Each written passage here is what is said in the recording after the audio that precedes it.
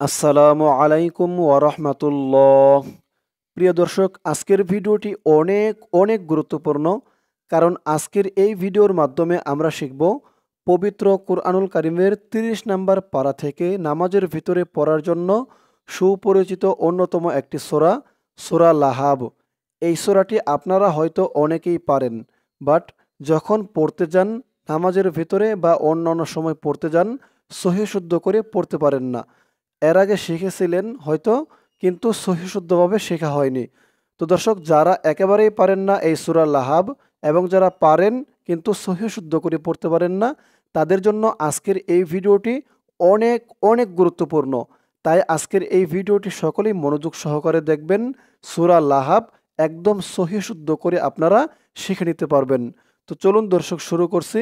শুরু করার পূর্বে আপনি যদি এই চ্যানেলে নতুন হয়ে থাকেন, প্রতিদিন এমন কোরআন শিক্ষার ভিডিও পেতে চ্যানেলটি সাবস্ক্রাইব করবেন এবং কোরআন শিক্ষার প্রচারের স্বার্থে ভিডিওতে একটি লাইক করে দিবেন। চলুন শুরু করছি আজকের সবকে সূরা লাহাব।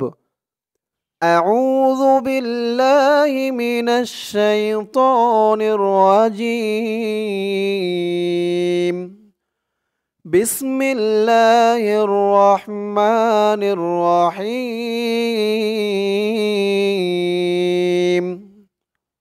تبت يدا أبي لهب وتب تبت يدا। দর্শক, আমি আপনাদেরকে অক্ষরে অক্ষরে শব্দে শব্দে বানান করে সঠিক উচ্চারণ করে বলে দেব। আপনারাও আমার সাথে সাথে ঠোঁট নাড়িয়ে বলুন। এতে করে এই সূরাটি ১-২ বার প্র্যাকটিস করলেই আপনাদের মুখস্থ হয়ে যাবে। তাব্বাত ইয়াদা, তা দিয়ে বা ধরবে, তা বা জবর তাব, বা দিয়ে আবার তা ধরবে, বা তা জবর বাত, বাত, তাব্বাত, তাব্বাত। ইয়া জবর ইয়া, দাল আলিফ জবর দা, দা এখানে ৩ আলিফ টান হবে, মধ্যে মুনফাসিল। প্রথমত ১ আলিফ টান ছিল, জবরের উপরে খালি আলিফ ১ আলিফ টান ছিল। তারপরে দেখুন ১ আলিফ টানের উপরে এই যে মধ্যে মুনফাসিলের চিহ্ন, এবং বামে লম্বা হামজা মধ্যে মুনফাসিলের শর্ত আনছে, তাই এখানে মধ্যে মুনফাসিল ৩ আলিফ টান হয়ে গেছে। তাব্বাত ইয়াদা, হামজা জবর আ, বা ইয়াজের বি, বি ১ আলিফ টান, জেরের পরে ইয়া সাকিন, জেরের পরে ইয়া সাকিন থাকলেই ১ আলিফ টান দিয়ে পড়তে হয়। আবি, তাব্বাত ইয়াদা আবি, লাম জবর লা, হা জবর হা, লা হা, বা দিয়ে এই তাসদিদ ওলা ওয়াও ধরবে, বা ওয়াও দুই জের বিউ, বিউ বলে গুন্নাহ করতে হবে। ঈদগামে বাগুন্নাহ, তানবিনের পরে ঈদগামে বাগুন্নার ৪ হরফের ১ হরফ ওয়াও আসছে তাসদিদ সহকারে। বা ওয়াও দুই জের বিউ, লাহাবিউ, আবি লাহাবিউ, ওয়াও জবর ওয়া, আবি লাহাবিউ ওয়া, তা বা জবর তাব, বা জবর বা, ওয়াতাব, ওয়াতাব। এখানে দেখুন অক্ফ আছে, তো এখানে অক্ফ করার কারণে এই বার ওপরে এই জবরটা সাকিন হয়ে যাবে। তা বা জবর তাব, একবারে ধরবে, ২ বার আর ধরা হবে না, কারণ এখানে অক্ফ। ওয়াতাব, ওয়াতাব, একটু ধাক্কা খাবে বার আওয়াজটা। তাব্বাত ইয়াদা আবি লাহাবি ওয়াতাব। আমার সাথে বলুন, তাব্বাত ইয়াদা আবি লাহাবি ওয়াতাব। পরের আয়াত, মা আগনা, মিম আলিফ জবর মা, মা এখানেও মধ্যে মুনফাসিল ৩ আলিফ টান, এই যে মধ্যে মুনফাসিলের শর্ত, চিকন চিহ্ন বামে এই যে লম্বা হামজা, তো এটা হচ্ছে মধ্যে মুনফাসিলের শর্ত, তাই ৩ আলিফ টান হয়েছে এখানে। মিম আলিফ জবর মা, হামজা গইন জবর আও, মা আও, নুন খারা জবর না, খারা জবর এক আলিফ টান, আও না, মা আগুনা, আইন দিয়ে নুন ধরবে, আইন নুন জবর আন, হা পেশ হু, আন হু, মা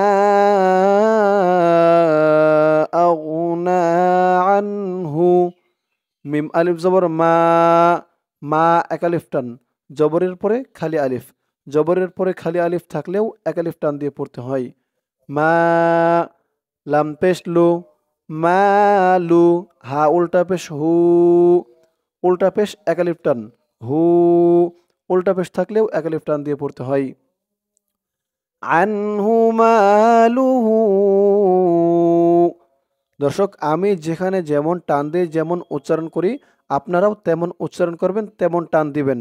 দর্শক আমার পড়াতে যদি আপনাদের কোনো টান গুন্নাহ উচ্চারণ বুঝতে অসুবিধা হয়, বুঝতে বাকি থেকে যায়, আপনারা এই ভিডিওর কমেন্ট সেকশনে জানাবেন, ইনশাআল্লাহ আপনাদেরকে সেই উচ্চারণ সেই সমস্যাটা জানিয়ে দেওয়া হবে রিপ্লাইয়ের মাধ্যমে। মা আগনা আনহু মালুহু,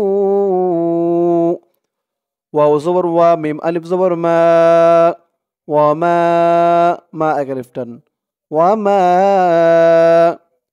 কাফ জবর কা, সিন জবর সা, কাসা, ওয়া মা কাসা, বা জবর বা, ওয়া মা কাসাব, এখানে অক্ফ করার কারণে, থামার কারণে বার উপরে জবরটা সাকিন হয়ে গেছে। সিন দিয়ে বা ধরলে যেমন উচ্চারণ হয় এখানে তেমন উচ্চারণ হবে। সিন বা জবর সাব, সাব, এই বাটা কলকলার হরফ হয়ে যাবে যখন এই বার উপর থেকে এই জবরটা সাকিন হয়ে যাবে, তখন এই বাটা কলকলার হরফ হয়ে যাবে, একটু ধাক্কা দিয়ে পড়তে হবে। কাসাব, কাসাব, ওয়ামা কাসাব, মা আগনা আনহু মালুহু ওয়ামা কাসাব, আমার সাথে বলুন, মা আগনা আনহু মালুহু ওয়ামা কাসাব। পরের আয়াত, সায়াসলা, সিন জবর সা, ইয়া সদ জবর ইয়াস, ইয়াস, উচ্চারণটা খেয়াল করবেন, ইয়াস বলা যাবে না, ইয়াস বললে কিন্তু এই সদের জায়গায় সিনের উচ্চারণ চলে আসবে। তো এখানে যেহেতু সদ তাই সদের উচ্চারণটাই করতে হবে। ইয়াস, মুখটা একটু ভরপুর হয়ে যাবে সদের উচ্চারণ করার সময়, এরকম মনে হবে। সায়াস, সায়াস, লা, খারা জবর এক আলিফ টান, লাম খারা জবর লা, সায়াসলা, সায়াসলা, নুন আলিফ জবর না, না এক আলিফ টান, জবরের পরে খালি আলিফ, সায়াসলা না, র দুই জবর রং, রং বলে এখানে গুন্না করতে হবে, ইকফা গুন্না, তানবিনের পরে ইকফার 15 হরফের এক হরফ জাল আসছে, র দুই জবর রং, না রং, সায়াসলা নারং,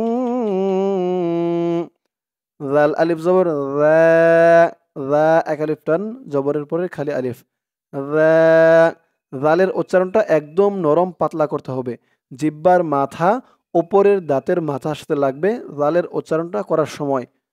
নারং যা,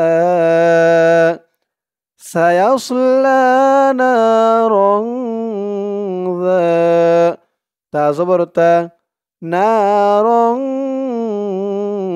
যাতা, লাম জবর লা, হা জবর হা, লাহা, বা দুই জের বিন, লাহাব, লাহাব, সায়াসলা নারং যাতা লাহাব, সায়াসলা নারং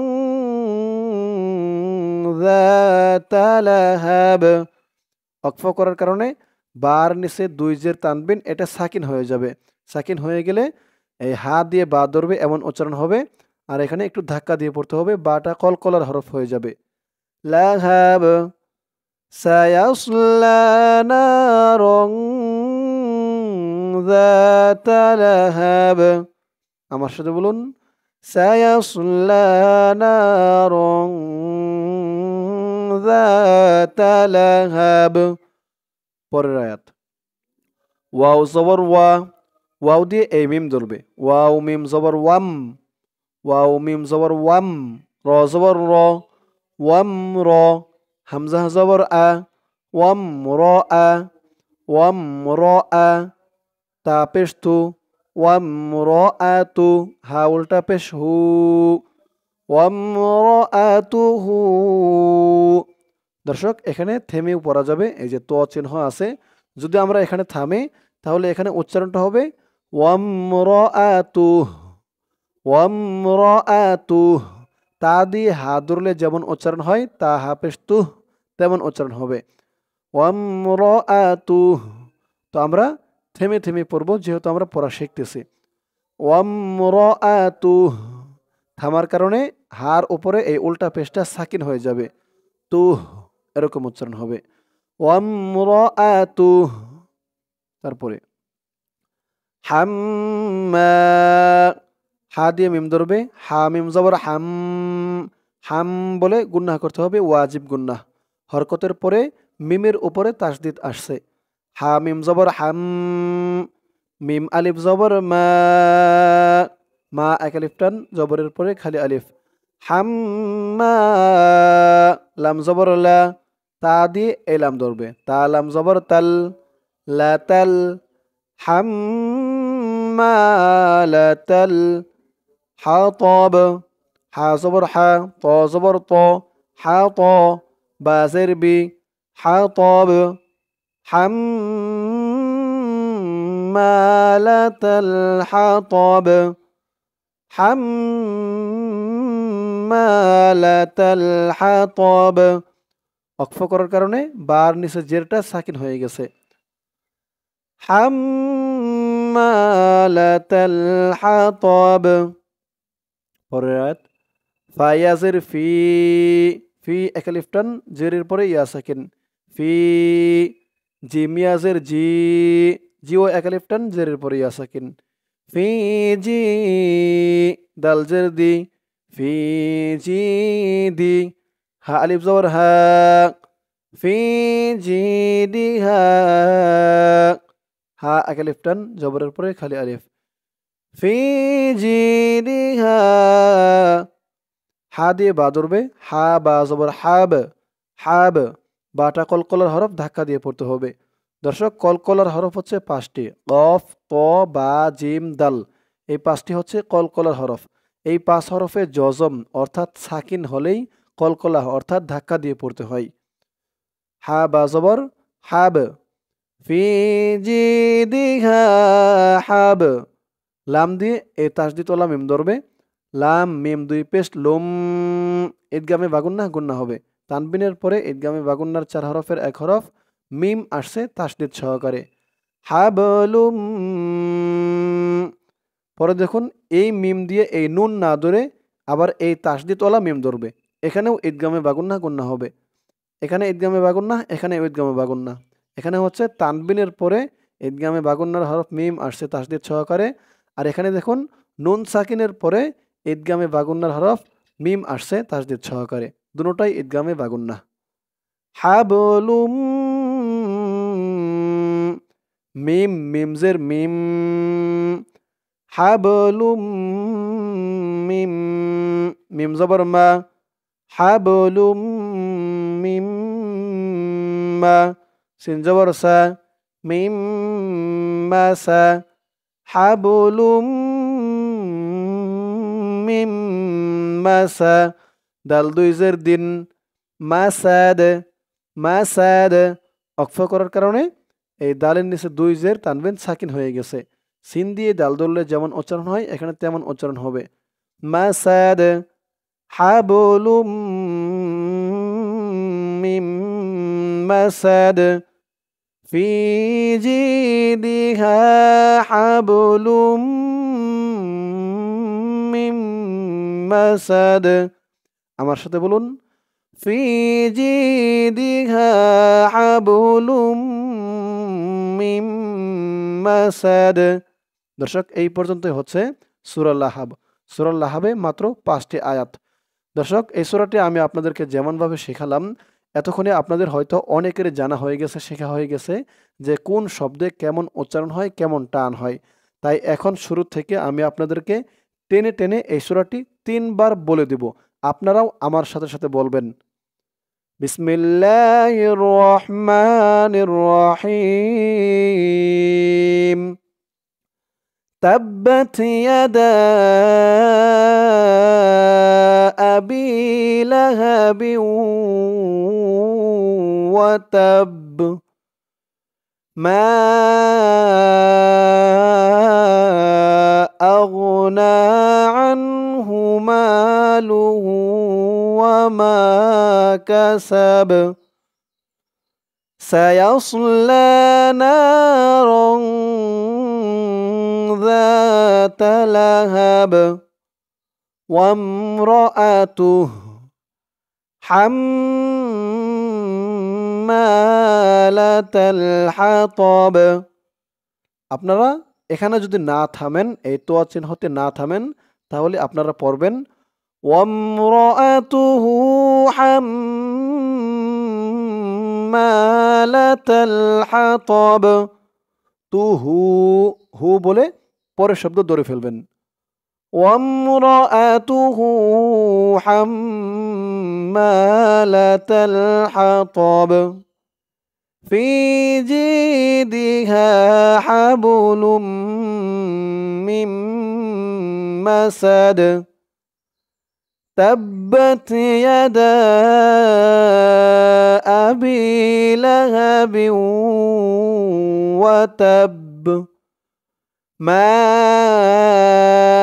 أغنى عنه ماله وما كسب سيصلى نارا ذات لهب وامرأته حمالة الحطب في جيدها حبل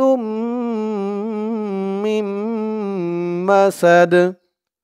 আরেকবার ধরুন, تبت يدا أبي لهب وتب ما أغنى عنه ماله وما كسب سيصلى نارا ذات لهب وامرأته حمالة الحطب في جيدها حبل من مسد। দর্শক, এই সূরা লাহাব আমি আপনাদেরকে যেমনভাবে শেখালাম, আপনারা যদি আমার সাথে বলে বলে কয়েকবার প্র্যাকটিস করেন, ইনশাআল্লাহ আপনি এই সূরা লাহাব একদম সহি শুদ্ধভাবে মুখস্থ করে নিতে পারবেন। এই সূরা লাহাব মুখস্থ করে আপনারা চাইলে নামাজের ভিতরেও পড়তে পারেন। অনেক ছোট একটি সূরা, সূরা লাহাব। সূরা লাহাবে মাত্র 5টি আয়াত, 1টি রুকু। তো আপনারা চাইলে নামাজের ভিতরেও পড়তে পারেন। আল্লাহ তাআলা আমাদের সকলকে সহি শুদ্ধ করে মুখস্থ করার তৌফিক দান করুক। সকলে বলি আমিন। তো দর্শক, আজকের সবকটি এই পর্যন্তই। আজকের সবকে আমরা শিখলাম সূরা লাহাব। ইনশাআল্লাহ এরপরে আবার অন্য কোনো সূরা বা দোয়া নিয়ে আসব। সকলেই ভালো থাকবেন। আসসালামু আলাইকুম ওয়া রাহমাতুল্লাহ।